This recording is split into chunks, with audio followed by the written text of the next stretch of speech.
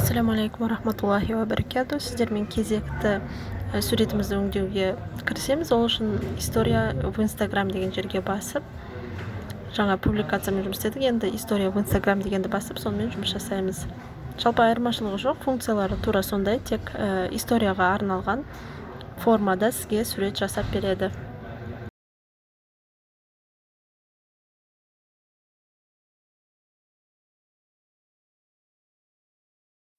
Біз сіздермен шаблонмен жұмыс жасап білеміз, яғни кез келген шаблонды алып, ішіндегі суреттерін немесе сөздерін өзгертуді өздеріңіз жасай беріңіздер. Оған уақыт өткізбей қойын қазір. Бірден загрузкаға кіріп, загрузить медиа деп, сіздер жаңа компьютердегі суреттеріңізді немесе алдыңғы видеода көрсеткендей телеграмдағы суреттеріңізді қоя беріңіздер. Ал мен бұл жерде осы жерде сақталып қалған сурет арқылы өңдеу жасайтын боламын.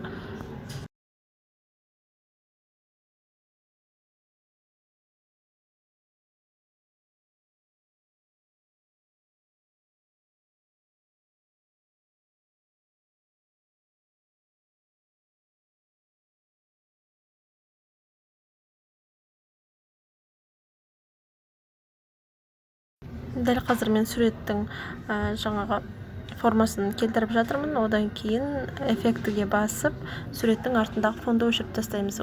Осы жерде бір айта кететін сіздерге лайфхак, яғни кеңес, суретке түсірген кездері суретке түсірген адамның алдында ешқандай кедергі болмасын. Менде мына жерде столдың суреті түсіп қалған, және де гүлдің жап-жасыл болып көрініп тұр, етек жағында гүлдің сырт жағы көрініп қалған, сондықтан оның барлығын қазір өшіріп жату керек болады. Ал сіздерге айтарым, сурет толық шықсын, яғни адамның денесін толық алыңыздар, және де алдында ешқандай сурет жағындай помеха болмасын. Жақсы ма? Сол кезде өте жақсы нәтиже шығады.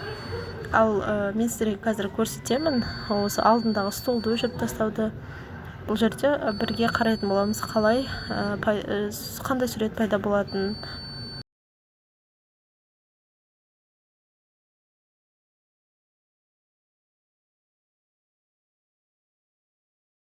Қазір сіздермен алдын айтқан столды өшіруіміз керек болады. Ол үшін жаңағы эффектіден шықпай тұрып, сол жақта стереть деген жерге басып,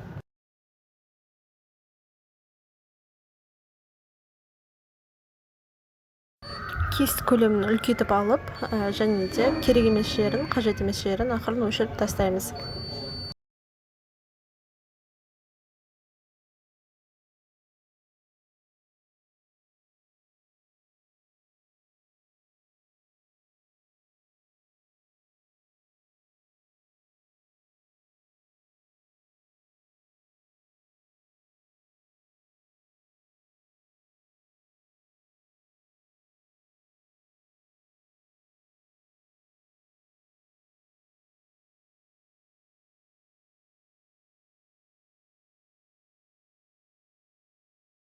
Меніңше нәтиже жаман емес. Енді қазір фотоға кіріп, бұл кісі отырғандықтан стол қояйық арт жағына, және де фон қояйық. Әдемі бір фон таңдап қояйық алдымен. Осы жерден розовый фондардың ішінен біреуін таңдай саламын. Мысалы ретінде сіздер фонға аса мән беріңіздер, бірінші видеода да айтқанымдай.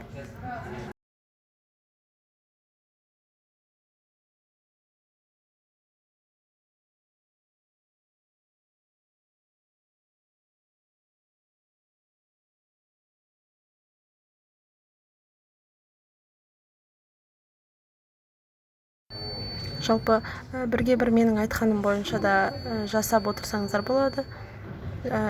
Фонды енді артқа қарай қойдық, расположение назад деп таңдадық. Енді жаңағы столдың суретін таңдаймыз, орындықтың. Мысалға мынандай бір орындық таңдайық. Бұл орындықтың артында өзінің ақ фоны бар, көріп тұрсыздар. Ол фонды да удалить етуге болады, тура жаңағы әдіс арқылы. Оны да ескеріп қойыңыздар. Мысалы үшін сізге осындай бір орындық ұнап қалды деліге. Бірақ мен бұл орындықты таңдамаймын, сіздерге жай мысал үшін көрсетіп жатырмын.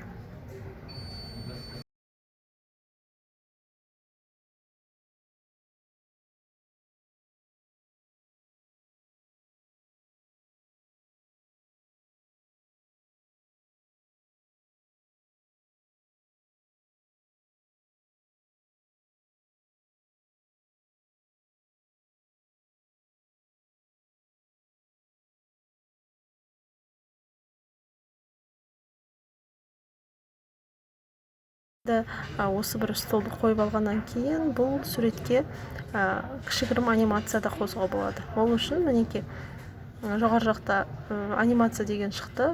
Ол үшін суреттің сыртына ақ жерге басқан кезде анимация деген шығады, көріп тұрсыздар ма? Сол жақта солған бассаңыздар неше түрлі қозғалыстар пайда болады. Мысалға блок, пульс деген сияқты. Бұл жерде мән беру керек. Пульске қойсам, мен кесілген жерлері көрініп қалады екен. Демек, басқа бір анимация таңдау керек деген сияқты.